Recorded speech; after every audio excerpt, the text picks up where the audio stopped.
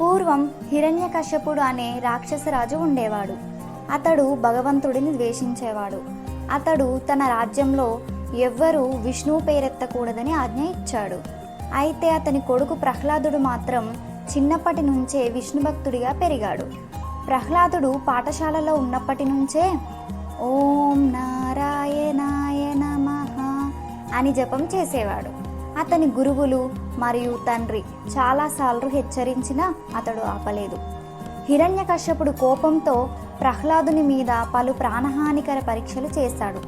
పాము గుంతలో వేశాడు, అగ్నిలో పడేశాడు, కొండపై నుంచి తోశాడు. కానీ ప్రతిసారి విష్ణువు అతన్ని కాపాడాడు. ఒకరోజు హిరణ్యకశ్యపుడు ప్రహ్లాదుని అడిగాడు, నీ విష్ణువు ఎక్కడ ఉన్నాడు అని అడిగాడు.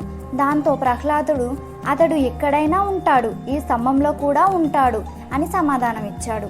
అతడు కోపంతో స్తంభాన్ని కొట్టినప్పుడు అక్కడి నుంచి నరసింహస్వామి అవతరించి హిరణ్యకశ్యపుడిని సంహరించాడు. నిజమైన భక్తిని ఎవరూ అడ్డుకోలేరు. భగవంతుడు తన భక్తులను ఎప్పుడూ రక్షిస్తాడు.